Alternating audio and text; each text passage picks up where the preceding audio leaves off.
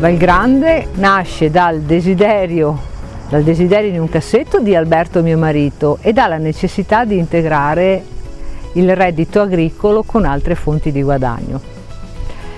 Quindi passando attraverso il recupero di una corte di beni di proprietà della famiglia di Alberto, beni disponibili che dovevano essere, secondo la nostra idea, ottimizzati per poter assicurare un ulteriore reddito allo scarso reddito dell'azienda agricola. La storia quindi passa attraverso il restauro della casa padronale, da cui parte l'attività appunto dell'agriturismo.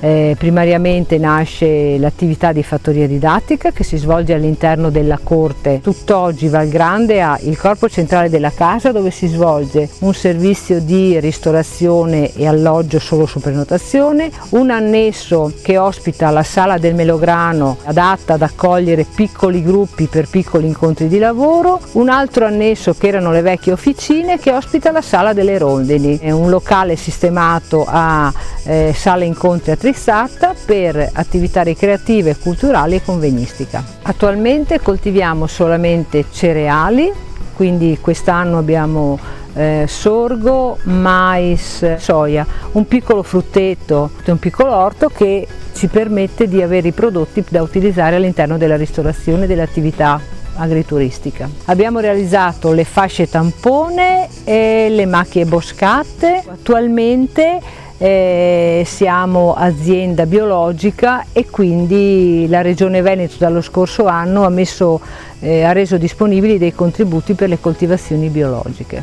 L'obiettivo nostro, l'unico grande progetto, sarebbe di svolgere una serie di attività che contribuissero ulteriormente ad integrare il reddito e altre attività all'interno della corte che permettessero di utilizzare tutti gli spazi che grazie ai PSR sono stati restaurati e recuperati.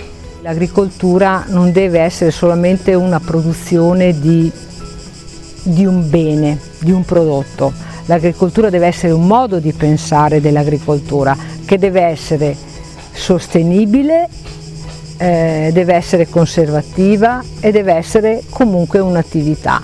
Quindi la scelta dell'agricoltura biologica è stata una scelta dettata un po' dalla necessità anche e dal rispetto dell'ambiente che ci ha dato la possibilità di avere un'azienda agricola.